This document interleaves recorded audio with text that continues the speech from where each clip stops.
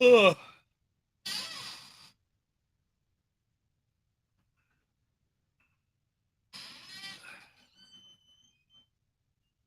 What's the word, Bill? The word is they fit in pretty snugly. I'm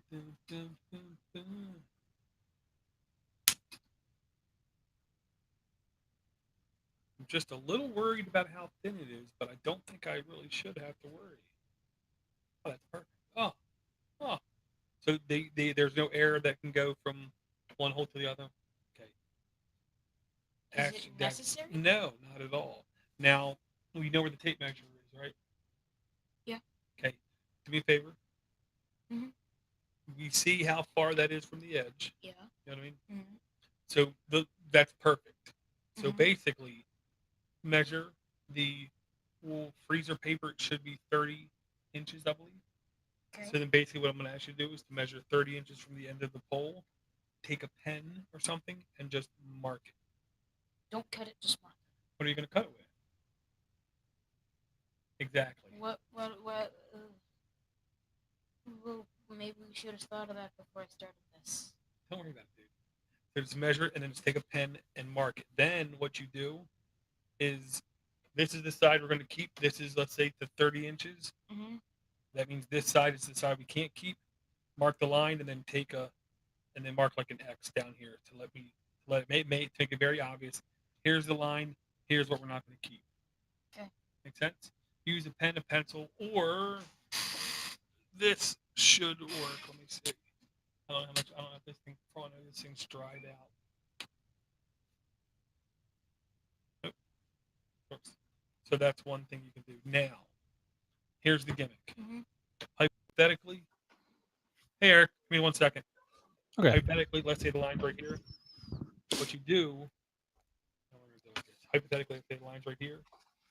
You take this and you put it on the outside, like that. So you see how it's like right outside of it. Mm-hmm. So I know the inside of that marker is where I cut, not down the middle.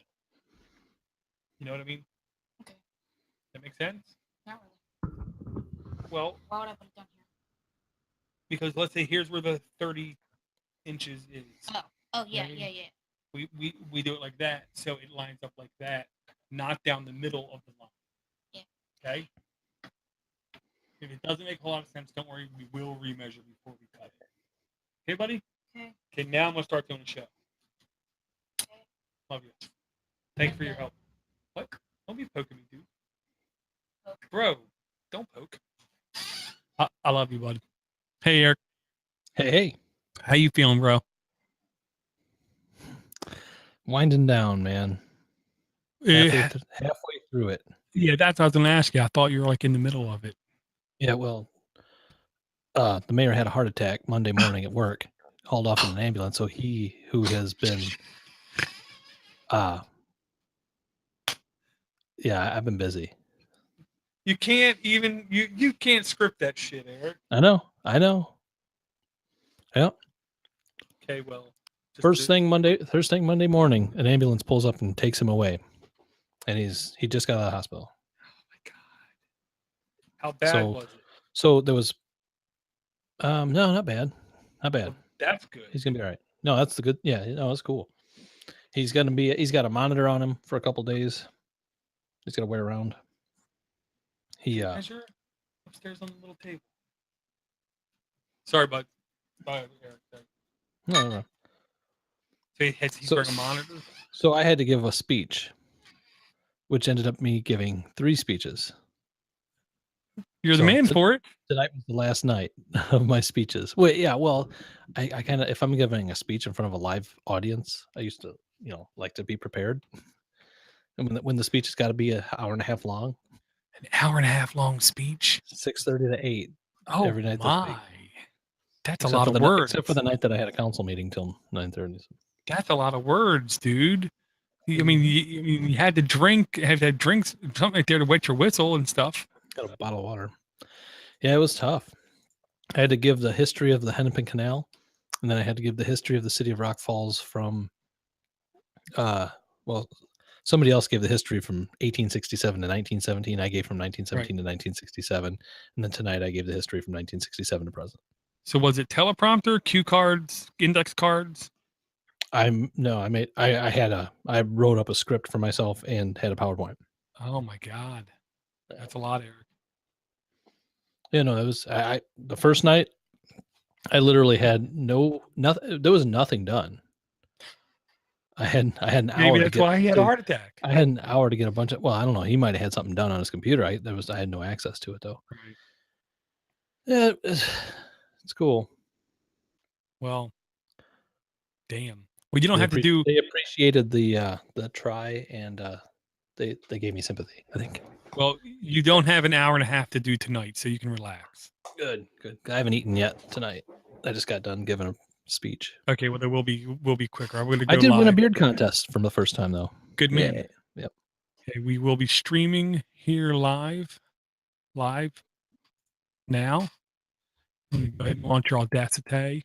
Oh shoot, I don't have it ready. Audacity. Well, has it been that long that it's not one of my recent apps here? It's been longer than I thought. Well, I tried taking video off a DVD to use for one of my presentations. It didn't work out too good. It wasn't that I couldn't get it done. It was just that the DVD was such poor quality. Oh, that sucks. Okay, I've got it ready whenever. Okay, go ahead and hit record in 3, 2, 1, record. All right. I'm pretty sure I mistimed that. Do me a favor. Stop. Yep, we'll do. I did the countdown and I hit it at the wrong time. That's bad. Record in 3, 2, 1, record. Tap, tap, tap, tap. That's better. I Tap, believe. tap, tap, tap. Okay. He says it's better. I believe he's right. Yeah. No, don't save. I'll say this. Let's not go. Let's not try to make a record. You know what I'm saying? No, that's cool because I haven't been shopping for apps. I didn't think I was going to make it tonight. Okay. 475, Eric.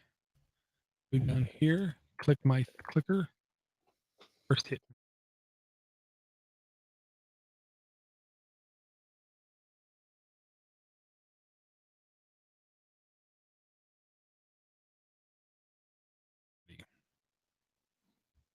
Hey, geeks. Welcome to the Android App Addicts Show, episode number 475.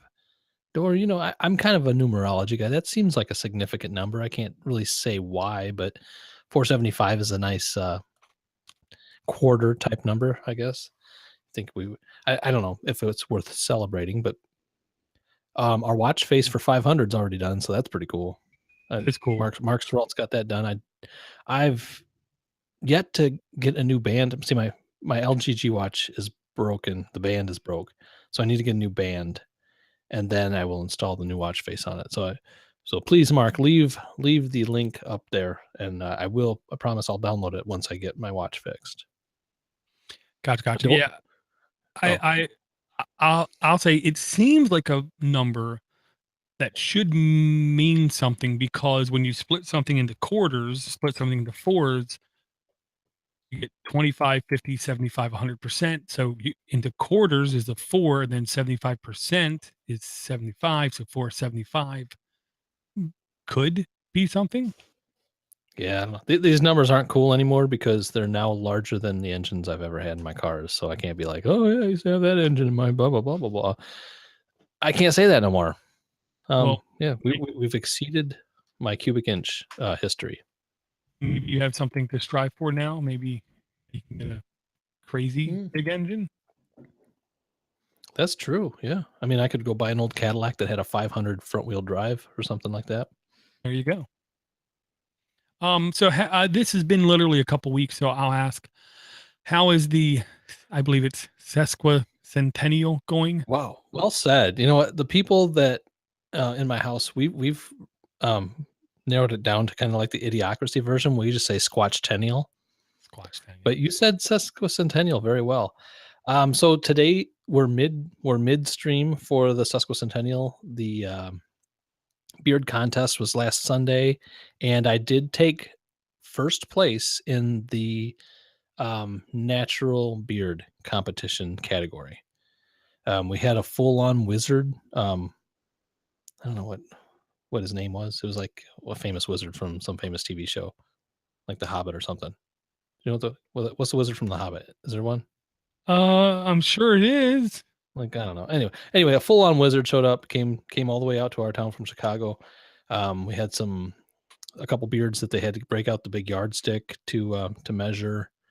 I've never been to a beard competition, and I probably won't. This is my first and last, I think. I don't think I'm going to be around in 50 years to be at the next one. Right. Well, you never know with miracles of modern medicine. Are you really interested in the sesquicentennial of Rock Falls, Illinois? I'm interested in your sanity during it because I know it's been stressful. Okay. Well, it all started out 2 weeks ago when the stress came of us unveiling our time capsule that was buried for 50 years. And it just basically, it was this plaque underneath a flagpole that said, "Hey, right below this plaque is a time capsule. In 2017, dig it up. Sincerely, the people from 1967." So we went to dig it up. We had no idea. There was no records left of what was in it. No diagrams or instructions on how it was put in there or anything. So we figured, maybe take 20, 30 minutes. We'll have a couple people gather around, a couple pickaxes, and then maybe a sledgehammer, or, we'd be done. Well, it turns out they had a steel container buried.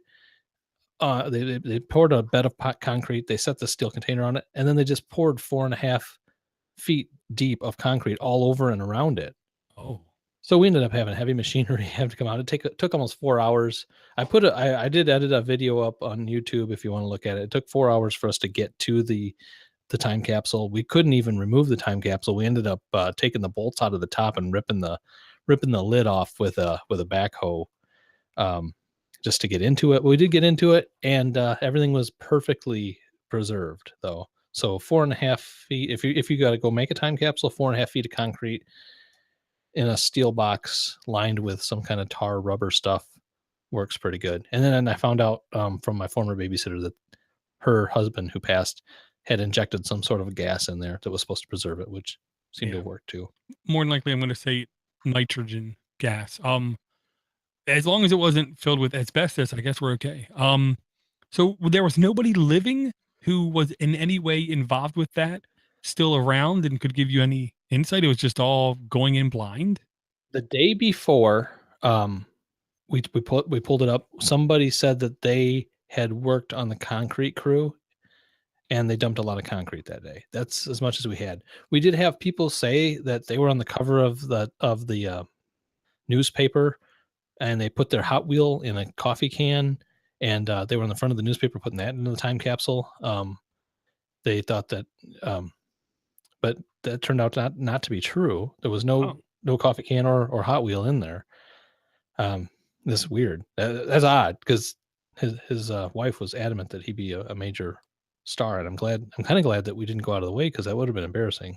Yeah, well, maybe one of the guys who was sealing it stole it because his kid needed a Hot Wheel. That's true. The thing is, I think Hot Wheels were invented in '69. Ah, good point. Yeah, and this was '60s. I don't know. That could be a fact or fiction. I don't know. Well, anyway. I'll say science has proven many times that memory is horrible, incredibly inaccurate. False memories can easily be planted subconsciously, even by ourselves. Every time you recall something, you actually can possibly edit it while you're doing that, and you can change things. So even if someone swears something to be true, like, cops and judges know that I witness testimony is the absolute worst kind of testimony, because people. I think even in my life, I've had instances where I remembered things differently than they actually, and it came up later that I just remembered it wrong. That there are those things that happen like that. Oh yeah. And I'll say I pronounced Sesquicentennial correctly because I could feel the eyes of Mark Cockrell peering down right as that word was getting ready to come out, where he was expecting me to completely screw it up, and I hope I pleasantly shocked him. You nailed it, man. You nailed it. So, I had the beard competition, did good there. I now have I got wall clipper. I don't know if you're familiar with wall clipper. Nope. They gave me a new shaver and a nose hair trimmer Oh, and an ear trimmer. So that was right. nice. I always Um, pronounce it like whale wall. Yeah, WHALE, I believe. That's in our town. We're sister cities with Sterling, Illinois. In our town, that's probably the biggest employer of Oh, the two towns right now. well, then I'm happy I was able to support your towns. Oh, you got one? All Of right, course, they're the nice. best. They are. Oh man, Dor. So they sponsored the beard competition. So they were giving out some of those to the people. It was fun. I'll tell you what, the weather for our celebration, mostly being outside at the new park, it's been perfect. This Saturday we have a big street dance in the street. We're shutting off the street and moving a stage out, and we're gonna have a beer garden and everything out there. And this is August, and it's gonna be like a high of 75. Oh, that's fantastic. Oh yes, I know. Tonight's the only night of rain the whole week, and it hasn't really done anything yet. Gotcha. How so where's Mark at? I haven't been keeping up because I've been kind of prepping for this whole week at work, but what's going on with you and Mark? He had he hates me now. No, he had he had They had a something falling come. out. No, I believe he did have something come up with his family. His kids just started school, so there's two things. Third thing, he also has family members that are in for at least a small period of time. So it's one of those things. He can go downstairs to do his show, and logic dictates it's his show on his network on Yeah. elementop.com. But he said going down twice a week, being anti-social in their eyes really wasn't a good thing. So he just asked for a pardon, if you will, for a couple of weeks. And it's the kind of thing, hey, as long as he promises to come back, he can take as much time as he wants off, Right. because the show is definitely better with him versus without him. Yeah, we don't want just us. Yeah, I grossed my daughter out with the beard thing too yesterday because I meant to shave it off right after the beard competition, but I don't know if you call it a beard tender or the lady who signed me up for the show and cut my beard originally, but it started all, told me I needed to keep it on for a week throughout the sesquicentennial celebration. So I'm waiting until next week. But I grossed her out. My trophy was like a cup, like a winner's cup, I guess. I told my daughter I was just going to shave my beard and put it in that cup. Keep it. she didn't think that was too cool. Yeah. I will say this is going to be a shorter show because we are starting late, and I will say we do have a couple emails, Eric. I don't know if you have them handy or not. We had 3. I'll tell you, their subject lines were SWAPA, hardware review and crap app, and a couple of games to share. I can do the SWAPA one because that's nice and short. Okay, I can. I'll start with. Is there two? Is there 2 from Todd? Not Oh, sure. Yes, 2. One's called Couple Games to Share. One's called Hardware Review and Crap App. okay. All right. Well, I'll start with Todd Evans. He says, "Hey guys, just wanted to share a couple of games that I found when I was searching for things for my grandkids to play. The first one I came across actually had me spending quite a bit of time with it. It says T for teen, but I didn't find anything objectionable during the time I played it. Could be cartoonish violence. Maybe somebody else can chime in with some info on that. It says ads and in-app purchases, but my grandson said he's almost completed the game and didn't see any ads. Also, was not prompted to purchase anything. He's 8 and really enjoyed it. I asked him if he knew why it would be rated T for teen, and he told me maybe because there's some blood in it, but it looks like a cartoon. So it seems to be pretty safe for the tweeners. from what I can discern. And that game that he's talking about is called Major Mayhem. It's by Adult Swim Games. Well, I mean, anything by Adult Swim, I think probably would automatically get T for teen, just by the nature of the beast. What that Adult Swim is. I haven't had a chance to play it yet. Have you? It looks like a kind of a Minecraft-ish third person shooter. I would describe it as very cartoony. It looks like you tap at your enemies and the shots go there. From what I'm looking at the screenshots, it looks like an endless runner with a decent amount of bullet time action. The difference is you're looking from the side view of the person running, and T for teen, I'm going to say, is because you shoot everything with a gun, whether it be helicopters, ninjas that are hiding, tanks that look like bosses. So while it has an endless runner format of your running, there's also stages or parts where you literally can stand still and duck and cover behind things. I love the animations on this. It is sort of cartoony, but it's got like smoke effects and shadows, and it's really looks well done. Yeah, this is the kind of thing where a major studio definitely took the time to put some polish into this thing to make sure it looked good. Gets great reviews, 4.6 for 467,000 reviews. Some guy says it's an amazing game. Controls are so easy to handle. You'll never get confused. The graphics are also good. Yeah, Very cool, very cool. that guy was asking for more stages. So I mean, that isn't that what you want? You want them to leave them asking for more.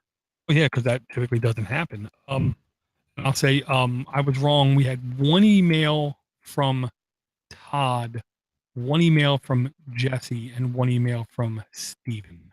Okay. Well, I'm going to finish up to the second part of Todd's email. He also suggested another game called King Tongue by Ankama Games. And he says it's essentially a non-scrolling platformer that is somewhat reminiscent to Super Smash Bros. Your character uses his frog-like tongue to move and attack. He can propel himself into an enemy to destroy it, or grab the enemy with his tongue, which pulls the enemy to him to destroy it. It gets tricky as you try to use the Spider-Man style geometry to attack the enemies up on the platforms. Overall, very enjoyable. The downside is the full screen ads. I would like to be able to throw them a buck or two to remove those, but they don't give me that opportunity. No in-app purchases. Hope my fellow listeners get some enjoyment out of these two suggestions. I also hope that they give some value back to you guys so they get some value from the show. Do that, Patreon. Do that at patreon.com/Android App Addicts. And as always, keep up the great shows. P.S. On my last communication, or maybe voicemail, I offered Dor a place to stay for OLF. He thought he remembered me being from the Northwest. And I remember you talking about that, Dor. And he said, I moved from the Bay Area of California to a bit north of Cincinnati late in 2016. So he was remembering fairly correctly. So some people's memories do work really well. Well, that would be yours. Not really well. Just once in a while I get lucky. I will say this second game, King Tongue, okay, the first one borrowed features of endless runner shoot 'em up. This one, he, I think, utterly correctly identified Spider-Man as being like an influence of it. But to me, you're zoomed back further so you can see much more of the board. This action to me looks very good, very fun. Also, not incredibly easy, but I can definitely see it be a challenge and yet still fun and entertaining at the same time. And again, animation graphics are really hard to beat. And on this game, I'll say it has 10,000 reviews, E for everyone. Yeah, big like download numbers on this thing, between 500,000 and 1 million installs. Didn't we have a game a long time ago called King Tongue or something like that? I do not recall I one called remember King there was a Kong. there was a king something, and you used his tongue to do stuff. I wish I could. I'm gonna. No, no, I do not see anything called King Kong in there. King Oddball. That was the name of the game. It's called King Oddball, and you used his tongue to swing yourself and hurl yourself at. You were like a rock with a tongue, and you'd hurl yourself using it. Okay, I see what. And it kind of borrows from that a little bit because you are again using your tongue to swing. Okay, yeah, But this is nothing like King Oddball. yeah, this is by 10 tons LT. This first one. Let me take a peek real quick at this. Of course, the video is not showing any gameplay. Oh yeah, this is much different. This is much closer to being like Angry Birds esque style game.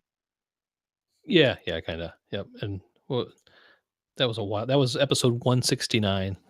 So your memory is also doing pretty good. Oh yeah, huh? I didn't remember the name of the game though, but Oh. I did associate those together. Very good. Very Very cool. And thank you for the email, Todd. Thank you for the support.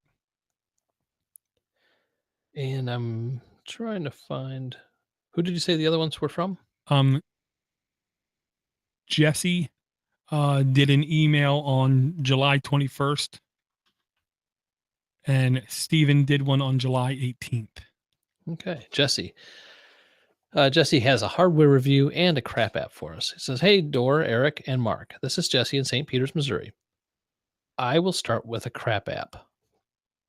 My boy downloaded the CYANOGEN launcher because he wanted a fidget spinner background, which this background was kind of cool if you're into that kind of thing. It was a live wallpaper, and you could spin the fidget spinner. But all came with a cost. It replaced a lot of icons, and it made it really confusing. For instance, it replaced the Play Store icon in order to put its own app store in front and center. Wow. That's not cool. Not only that, it has ads inlaid on his home screens. He liked it, but I made him uninstall it. He junked up his last tablet, so I've been keeping an eye out for this crap." Good job, Jesse. Good. You know what? More people should watch what their kids are doing with their devices. With that being said, his old Samsung Tab S died, and I replaced it with a newer Tab A 10.1. I didn't really want to go with Samsung again, but it was the best bang for the buck. It was $189 open box on eBay. It's a nice tablet, and the battery life has been great for him. I've been playing with the Screen Time Ninja app, and that helps me limit screen time and makes him do math problems when he's been on for long periods of time. Now, that is cool. Yeah. I want to use the Google Family Link app, but when I signed up for his original account, I changed his age so he could have his own account over the 13-year-old limit on the Family Link. I signed up for another Gmail account and might try to add him to the Family Link and have it as a second user to his tablet. But I'm hoping his game purchases will carry over. It seems like Google could make this a lot easier to do. Any suggestions on that? I think he remembered a short discussion on the last show. But wait, I'm sorry. I'm having a hard time reading this. Last but not least, I replaced my Nexus 6P with the OnePlus 5. I'm loving this phone. The battery life, night and day better than the 6P. I rarely charge it during the day. Only twice in a month, and I had watched about 3 hours of video and played some podcasts over Bluetooth. I would normally have to charge the 6P at least once during the day. The screen isn't as good a quality, but I wouldn't say I miss that. The camera is pretty nice, and I've gotten some great shots with it. It does lack in certain situations, but overall great. I went with the 8 gig of RAM and the 128 gigabyte version because why not for $50? Absolutely. Was well spent.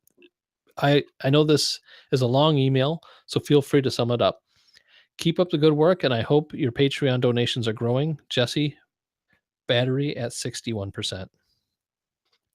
Very cool. And he does give us a link to that crap app that he talked about, the CYANOGEN Go Launcher EX theme. Yeah, I'll say really quick about that. Cyanogen is dead. Everything named cyanogen needs to be taken off the market. Number one. Anything still publishing with that name is literally just trying to make downloads off of their name because there is no more cyanogen. Cyanogen's gone. Cyanogen's dead. Nothing good is coming out with the name of cyanogen on it. In fact, one family option I thought that I would like to have is to be able to blacklist by keyword stuff on my kids' tablets, like launcher, for instance, or something like that would be very nice. And the fidget spinner thing, that's one of those hooks. I beg my kid whenever he's looking for something like that, just come ask me. I'll help you find something better, kind of thing. Because it's all about Google foo. You got to be able to have that Google foo, or else you're going to hit yourself in your head, kind of thing. And ads on the home screen itself, if that's not scummy, I do not know what is. Well, I mean, if you got $200 off the price of a phone to do it, then you knew at least. I mean, I'll give it to Sergio Andre Fagundes, who is the one who made this launcher. He he does display cyan color in the launcher, and it's a Go Launcher EX theme. But as far as he is. You're right. He's just stealing cyanogen to get hits. Because Yeah. I don't remember his name being associated. I used cyanogen mod for quite a while. I don't remember his name being associated with it that I can remember in the forums or anything. Yeah, I don't remember that either. The OnePlus 5 and the 6P, I can tell you now that OnePlus 5 is a damn sexy device for the price. It is outstanding, and do not have to worry about charging throughout the day except for like twice a month. It's hard to put a price tag on that. Let's just say the Samsung Galaxy S8 $700+ phone can't do that. Okay, period. Doesn't do that. And partially is because they insist on having a crazy high resolution screen, higher resolution, more battery drain, and the 5T has a bigger battery. So you get less screen resolution, which most people really don't care about unless you're one of those number guys who just think, well, higher number must be better, higher number must be better. And then you get longer battery life. So and you save enough money to literally put 3/4 towards another phone. So, Yeah. it is really good, that device. And I'm really happy to hear he is happy with it. Well, I say numbers are better in that phone, kind of, because you get much more storage and way more RAM than almost any other phone out there. Sounds like. Yeah. And a minuscule rant. Any journalist, podcaster, YouTuber, friend, colleague, Patreon, whatever, anyone who communicates with you, or you communicate with them, or you just listen to them because they're in a soapbox and they're too important to sit there and talk to you individually, and say having more than 4 gigs of RAM in a phone is useless. Yes. Yes. You might have heard a podcast or two in the last week say that. Have absolutely, unequivocally zero idea on what the hell they're talking about. And I've spoken to many developers, and that's why I say that. If you're talking the base AOSP Android that you download, yes, having more than 4 gigs is completely useless. But if you have an ounce of pride, an ounce of honor, an ounce of workmanship in you, and you customize the OS to better meet your hardware, and you have more than 4 gigs, you will see an absolute improvement, which is why you will see no phones basically in like 2 or 3 years with less than 4 gigs of RAM. And you will see a huge amount of phone with 8 gigs of RAM in it. Hear me now, believe me later. Stop believing tech journalists that talk, because so many of them, in my experience over the years, history is what I look at. I listen to what they say, I look at what happens, and honestly, it's like John C. Dvorak saying the mouse wouldn't be a hit. 99% of the things they say just to get that jarring reaction. And like in these days, they call it clickbait, but no, it's just they want to cause something in your brain to say something that you're not ready to hear, to Mm. and then you subconsciously think, well, they must know what they're talking about. They have this important website. They have this important podcast. They have thousands of people following them on Twitter. They must know what they're talking about. No, they don't. In fact, they're idiots. If they did know what they were talking about, they would be developing Android operating systems, Yeah. you know, Yeah. period. And it makes you wonder, have they ever upgraded a computer, 10 years ago and seen the difference in RAM? I know my Nexus 5X, it's got 2 gigs of RAM, and it's not speedy. And I know if I had 4 gigs of RAM in it, it would be night and day better than it is. I can feel the lack of RAM memory there. You know what I mean? Yeah. It's not the processor. It's just like it goes back for years. It's same. We were here with our computers. You get. I don't know. I'm Well, I'm no, just no, grabbing you're on a- your rant. you're absolutely right. And here's the differentiator with other hardware down the line.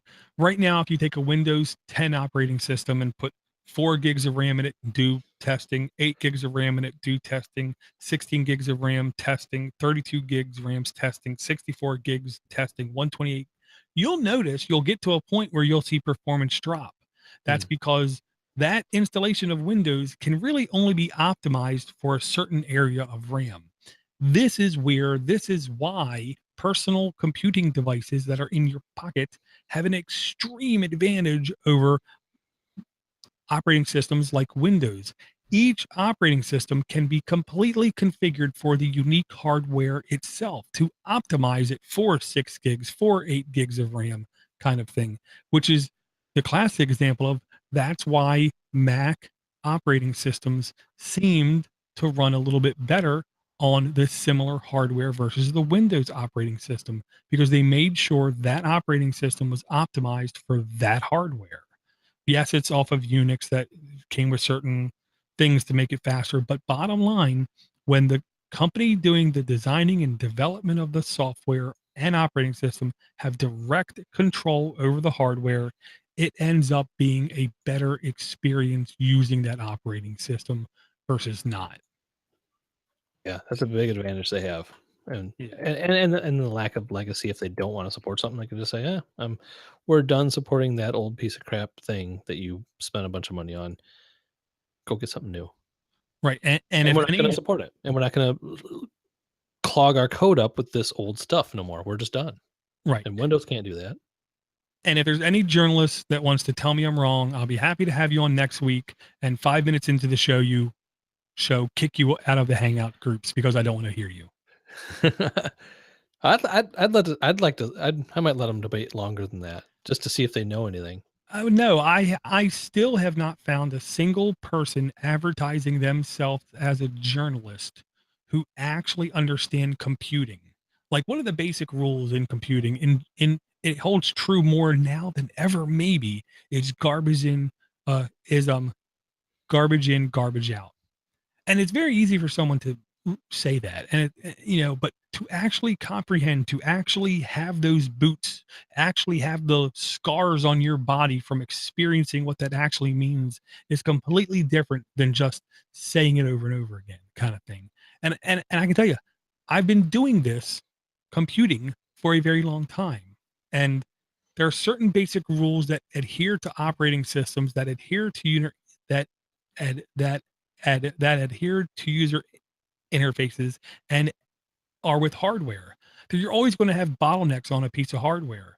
The gimmick is when you have a custom designed operating system for that hardware, you can minimize the effects of the bottlenecks. And with more RAM, that gives you certain room to work around other limitations.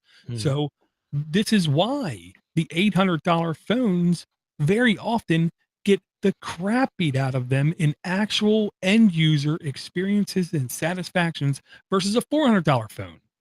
It's because the $400 phone people had passion and decided to optimize their OS instead of releasing 15 versions of a Samsung Galaxy 8, which literally there's like 15 versions of them. How can they make sure everything's going to run smooth on it? Well, the answer is they're not. They're just going to give a best effort to maximize profits not end user experiences. And here's it. Ready? Another quick rant.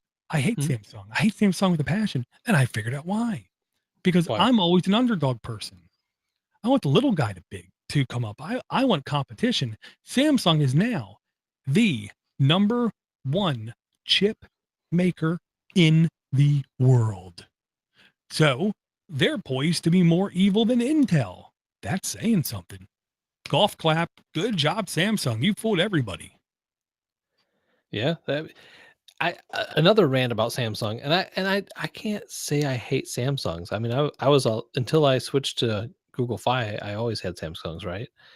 So, but why do you need to make a messenger app when the operating system has one baked into it?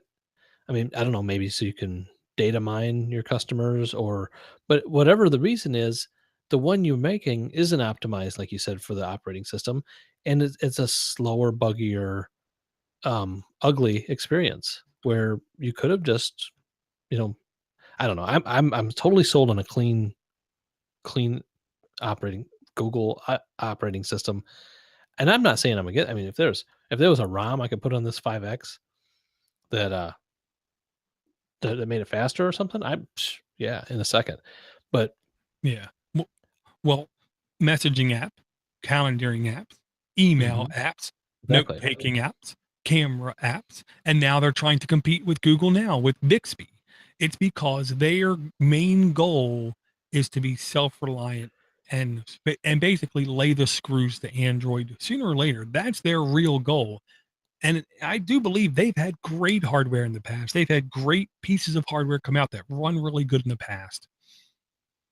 But there's a price you pay every time you do that, and you're voting with your dollar to have this company become a major player and basically control the market and do things the way they see fit.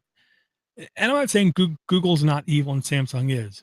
I just know I trust Google more with my data, with my livelihood, with my future than Samsung, because I know every Samsung device in a year or two, it's just going to start to go to crap, because that's the way they're designing their things. Their main goal is not to sell you a device, but to sell you on a brand so you come back and buy their next device. And I don't mean to dig on Samsung. I'm sure, I bet half of our listeners have a Samsung device that they're listening to us on right now.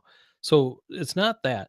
But I'm totally yes. If you've got an S Pen that's stuck in your phone, there should be a great app for an S Pen, and Samsung should be the one who makes it.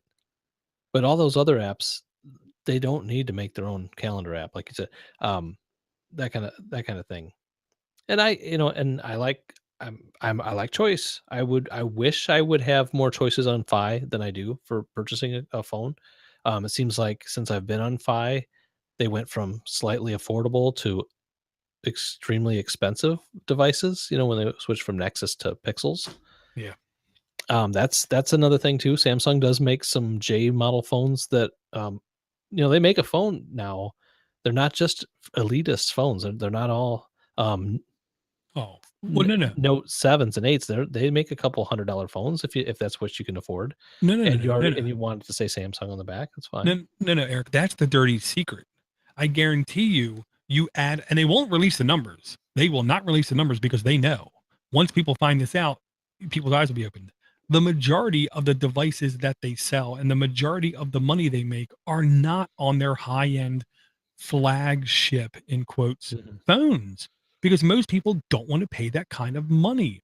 But now if you take their three versions, the Samsung S, the Samsung J, and the normal Galaxy, and you put them side by side, you can't tell the difference. So what they're hoping is that you see all these phones out there, then you walk in the store, and then the salesman brings you the S8 and he sells you on it, and then you do pay the $700+ phone. They're hoping you don't ask, well, do you have something cheaper? And then they'll say, well, we have the J, and then you'll look at it as an end user, you'll look at it, and it looks virtually identical. So why wouldn't you go for the cheaper one? Right. Yeah. Yeah. They're not. That is not going to be the first phone they show you. You're right. Yeah. This is going to be a different show, because we haven't talked about any apps other than what Todd brought us, but that's okay. We're mixing it up a little bit. So I've got one more email. We'll read that, and once again, this doesn't have an app either. Maybe we won't have an app today. We'll see. It could happen. Because there's something else I want to talk to you about too.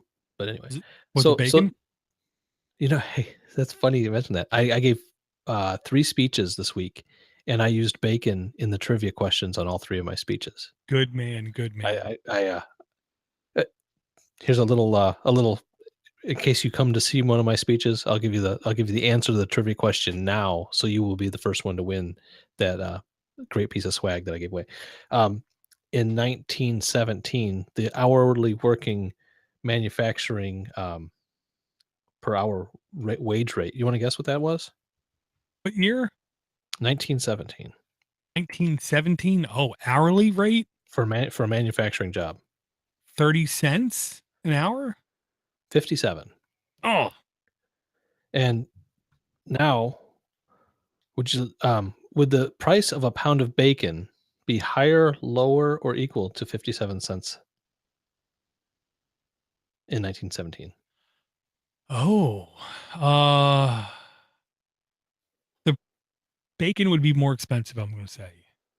The bacon in 1917 sold for 57 cents. Oh, So if you think about that today, you know what you make an hour, most of you. Yeah. Would you pay that much for a pound of bacon? Hell no. That's everybody has to answer that for themselves. Hell no. That's it. That's more than $20 for myself. I don't get paid by the hour. I mean, I don't even want to do the math what I make for an hour, especially this week. Okay, so anyway, sorry about that. Stephen Casey is another email that came in, and he says, guys, I wanted to say thanks for introducing me to Swappa.com a few years ago on your show. I used Swappa to purchase my Nexus 5 a few years back and my Google Pixel this year. I had a great experience both times. Take care, Stephen Casey. And Dora, this is all you, because I didn't know about Swappa till you told me also, and I still have not yet bought a phone off of Swappa. But I think it's a great service. It sounds I've never heard any horror stories come from there like I'm constantly hearing from eBay. So, have you had any problems at all buying or selling on Swappa? No, and you won't hear anything, primarily because the management, if you will, of Swappa are easily accessible by the seller or the buyer. Number one, you can easily get them involved in any transaction. You try to do that on eBay, I mean, literally, you have a better chance of winning like the lotto, and they don't get involved. Two, every purchase is basically guaranteed to work. They won't sell partially used items. Everything has to be fully functional. And because it's not eBay, because because grandparents don't know about it, is my logic. And I hate saying like that.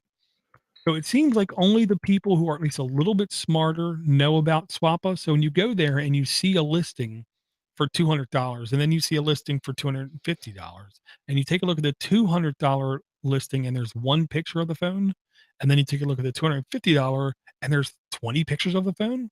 Mm-hmm. You as a user know, well, more than likely this $250 phone is going to be better because I can see this and I can see that. And then, the guy in the put a little bit more details in there. And oh look, he'll even give me a plug, and he'll give me like a charger, and he'll give me a tempered glass thing. I'll go for that. So I think buyers are also slightly more educated, which helps the market. I've never heard anybody have any bad experience. And I've literally went to guys at work that I know don't know nothing about no phones. They've had nothing but iPhones. And then I tell them they can go on Swappa. They can get a Samsung that their wife has that they want to get because they're tired of the Appleverse. And they literally go on Swappa themselves. They find a phone. They buy it. 2 weeks later, they come back to me and say, I got the phone. Ooh, it works pretty good. And I got it for like less than half the price of what a new one costs. Yes, that's Swappa. So if you're in the market and you don't need to have something extremely brand new, and they're not even a sponsor, notice we're not breaking every half an hour for ads. Come on. What kind of bed do you sleep on? I don't even know. I was going to say, I don't know either. And I paid for it full price. Which is too much because all beds are too expensive. It's a market. Long story. I bought mine used at a estate sale. Gotcha. It's just a great place to go find a device, even to just price out devices, to like competitively price out prices. But if you decide to take the plunge and buy something, use common sense, look at it, Mhm. and then you can easily message the person and say, "Look, you're asking 285. What about 250?" And honestly, this is one of my tests. If the guy doesn't reply for a day, I don't even consider buying the phone anymore. I want somebody who's at least aware that if I'm going to buy the damn thing, I'm going to buy it. So go there, find a device, buy it. You'll get it in 3 to 5 days typically. Turn it on. The damn thing's going to work and you'll be happy. And then you can go contact swap and say, I heard about you guys on Android App Addicts. Maybe you should sponsor them because, Good point. I like money. Yeah, me too. We should hang out sometime. We should hang out sometime. All right, Dor. Another thing I want to talk to you about, and thank you again, Stephen, for your email, and thanks Todd and everybody for their emails. And if you've got any question or comment or a game or app that you use that we may have talked about but you're not sure, don't be afraid. We will we'll read what we'd like to hear. If there's something that we missed, let us know. I want to talk to you a little bit about these new shows on Podnutz, though, if you don't mind, and if the listeners don't mind listening to this. But I tell you what, Dor, your maker's show, what your 3D printing show is a great thing to listen to, and I don't even have a 3D printer, but I dig it. I just want to let everybody know, if you haven't listened to that show yet and you like this show, that and the Mini PC show are both super cool to listen to. I don't even, is it called the Maker Show? I don't even know the official name. I'm sorry. Liam Tidwell's on there though. My gosh, how did you get him behind a microphone, Dor? Way to go. And I'll tell you what, you guys got to listen to him. Just my buddy Liam. When I had my computer shop, me and him would talk nonstop all day, and I moved on to more corrupt-ish things in my life as far as government goes, and I left my computer shop, and that's probably the biggest thing I miss about my computer shop is talking to Liam every day, I would have to say. Yeah, I don't know how I convinced him. Actually, he kind of convinced me to do the show, then I forced him to come on. Just a real quick thing. The reason why the show works, there's literally some manipulation going on, almost like social engineering going on. We're not using what me and Eric are using right now to do a video cast, even though nobody watches the video. Hi, I'm waving and it's going to be all stuttery and slow because I don't know why. I think I need a video card, a real video card. But the makers, we use the audio only tool called Mumble. We have literally 7 people on the show, which is the most out of any Podnutz show. You have to hit a key on your keyboard to talk, which means 99% of the time when people talk, there's thought given in before they talk. So it's more deliberative talking. I also ask them that when they talk, hit the button, wait a second, see if anybody else lights up. If so, let them talk so we don't have collisions, because with 7 people, it's all going to be a lot of collisions if we use anything else. But it captures the mysticism that we had back in the day on Linux Basics, which is an old podcast, been dead now 7 years or something like that. Where it's a very cooperative effort. Nobody is an expert. 3D printers today are very much like Linux in the sense of there is no one 3D printer to get. There is no one Linux distribution to run to rule them all. There is no one way to do 3D printing. There is more than one way to get any task done on Linux. Neither one of them are right. They all have their own unique feature sets. Same thing when printing. There's different things you can do in printing. There's different tweaks you can do in printing. There's different filaments you can do in printing. There's different conditions you can do in printing. And that's just the printing part. Then you have CNCing, which is the opposite of 3D printing, which is another way of making. And then we have electronics. So there's a endless girth of things to talk about. But we have people, 3D printing ain't old. We have people with, if we add up all the years of CNCing and 3D printing on the show, I'm fairly sure it's more than like 25 years of experience. counting up in my head. I'm pretty sure it's more than 25 years of experience. Okay. And it's genuine people. These are not YouTubers getting bought out by everyone to talk about things. These are not people screaming, subscribe, click subscribe, whatever you do, click subscribe. If you like this, give me a thumbs up. You know, Hit this button right over here. yeah. And we actually try to have at least modestly good audio, so it isn't complete crap. Okay. As long as I have those guys supporting me, because I know nothing about 3D printing, there's no doubt that show is going to become something grand, is what I'll say. And the mini PC show is just simple, plain fun, because it's my mini computing passion of Raspberry Pis and everything. So it is just fun. Yeah, and having Rich on there too, I love Rich. I left the mini PC show because I just didn't have enough hours in a week to do it, and I loved talking to Rich. I still love listening to Rich. The other day when he was talking, he was talking, and he said he made black SOS pads because his 3D print fell over at some point in the night and just made some weird stringy stuff that he woke up to laying there. I'm like, that's a great way to put it. You know, I can just feel his pain and see what he had laying there in my head in this theater of the mind of podcasting. Yeah. But having him on there is nice. I love listening to Rich too. I would suggest, if you haven't listened to the show, I mean, I was just floored. I listened to the first 2 episodes, and they were talking about the taking a 3D printer and then making a CNC machine for yourself to own with your 3D printer. So you take 2 of the most, revolutionary products in the last century, not century, but 50 years. CNC machines are great for taking, things down to a perfect precision parts, and a 3D printer is good for building things up to perfect precision parts.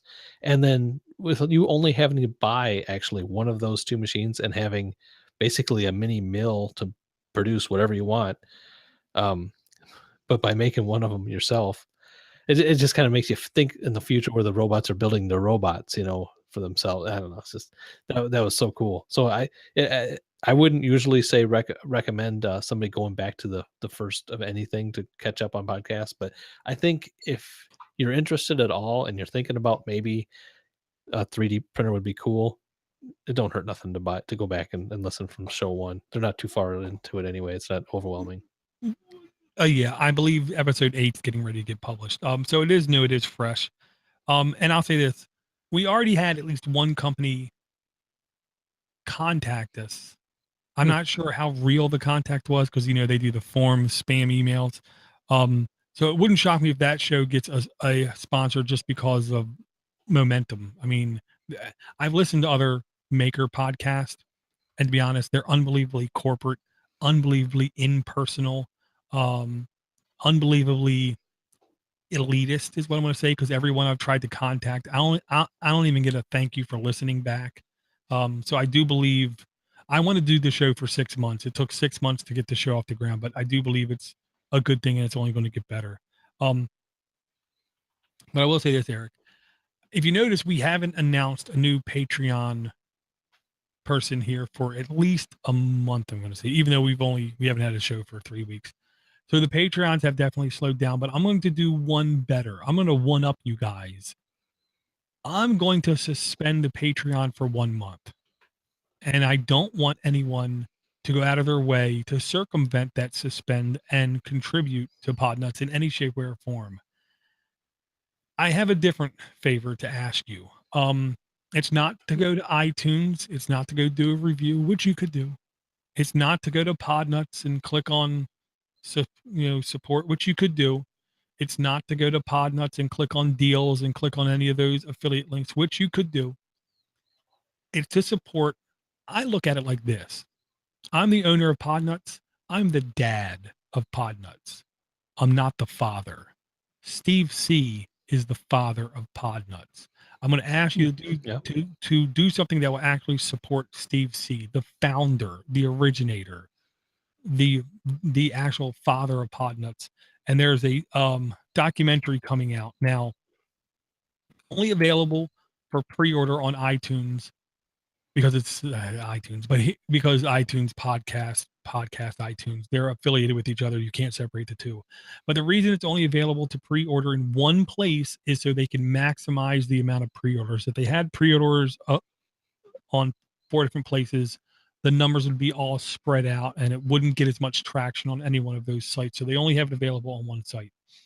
This is a podcast documentary. It's where the founder of Podfest in Orlando, Florida, does a real documentary where he interviews and talks about what is podcasting, why is podcasting, how is podcasting, and what's the future of podcasting. And he talks to a insane number of people. Amongst them is Steve C. I will say Steve C said he's not in it for long, maybe 30 seconds. But his selling it to me said, well, look on the good side.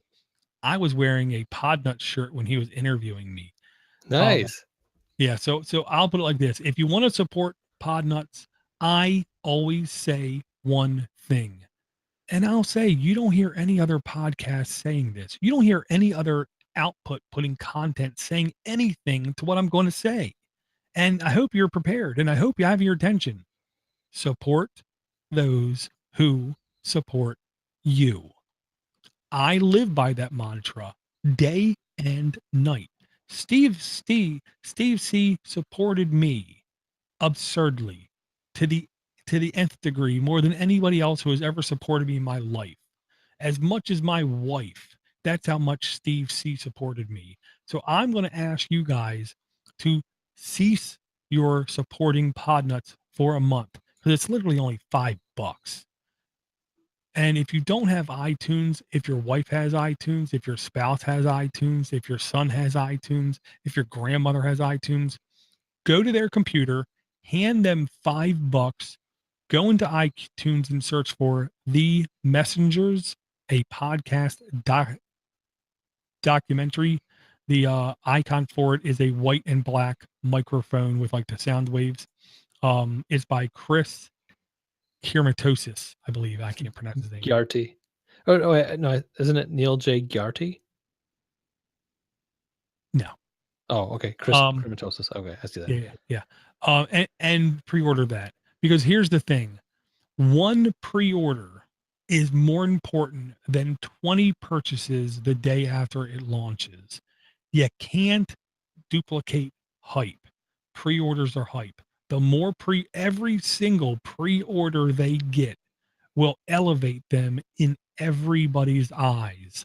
I beg listeners, stop what you're doing.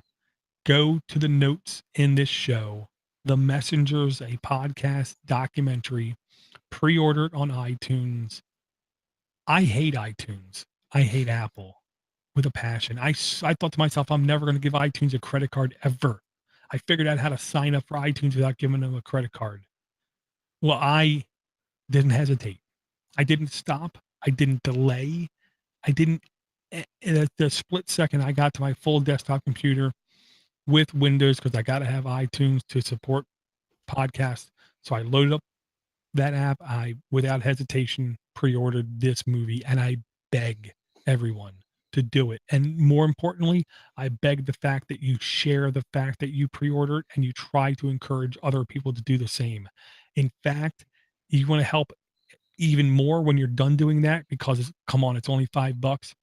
Email every podcast you listen to and tell them to spread the word. This documentary is not glorifying NPR. This is not going to glorify the big money makers in podcasting. This is going to support everybody who does podcasting. So everybody needs to support this, is my book,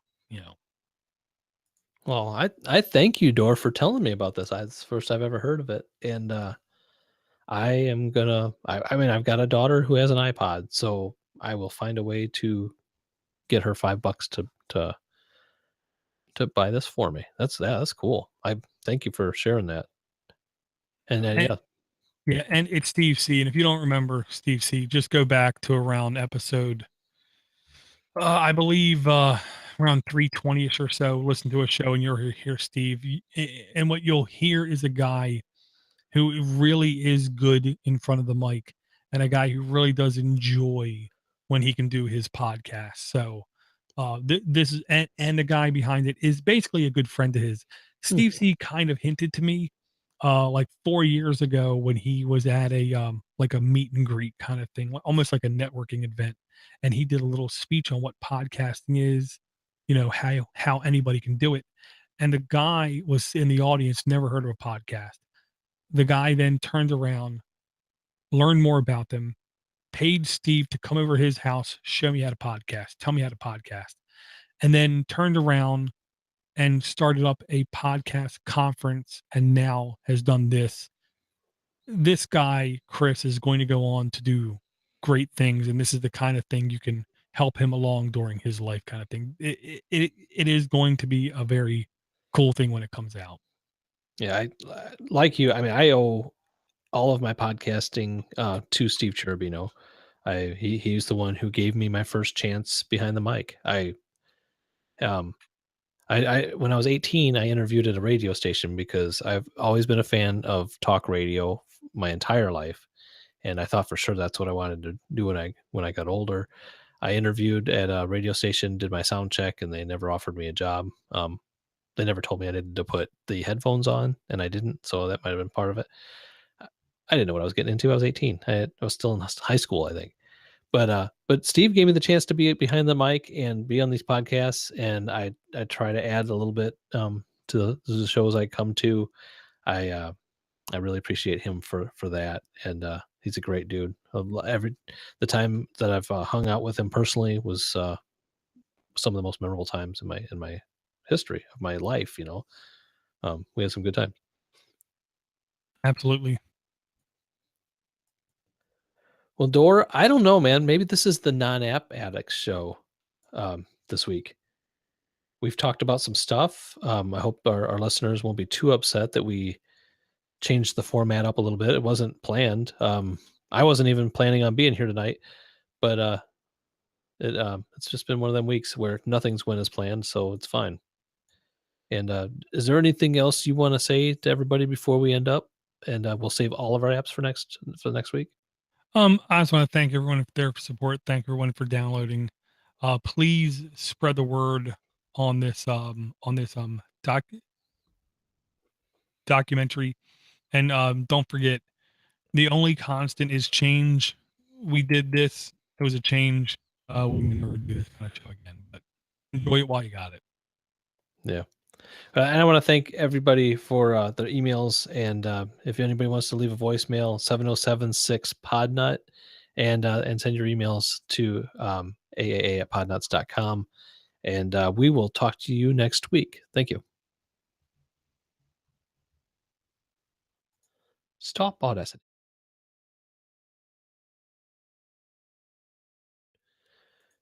Good show. I'm glad I was able to come. It went longer than I thought. Sorry, away from food. That's cool. Oh, you got to eat, man. That's true. I mean, I could probably live in a cave without eating for a while, so I'm not really too worried about it. Not that long. Gotta have some substance, some protein. Plus, I don't know what's going on outside. We might be having a bad storm. My internet started getting flaky for the last 2 minutes or 5 minutes or so. So before something goes boom, I know we're supposed to have some pretty strong storms tonight. Gotcha. I'll say this. I typically completely ignore the chat. To have Johnny come out is just good stuff. I know that. I mean, the week I've had, man, I'll tell you, it's good to have Johnny talking to us in the chat room, because the time I hung out with Steve Cherubino was also the time I hung out with Johnny, and that OLF is has a special place in my heart for. Oh, it's special. Everybody who was there. Sean was there. Yeah, Sean was there. Steve D. That could not be replicated, I'm sure, at this point. Oh, no, can't at all. Sean was busy complaining about his tummy. Yes. Yeah. Johnny was getting her camera thrown in the pool, I believe. Yes. Going in after it. It still worked. Steve D had cheese in his jacket. And honestly, that's the guy I haven't heard from that hurts. You know what I mean? Yeah. He's busy. Man. He's probably a millionaire by now. He's probably just too busy making money hand over fist. I love him, but he's a drama magnet. You know, he lives by the drama. I wonder if Johnny, do you still have the autographed laptop or netbook? I mean, Wouldn't that shock me. was pretty cool. Yeah. Well, yeah.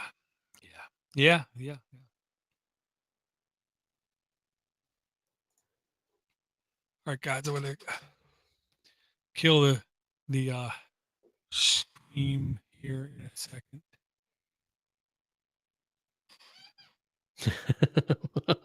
My breath.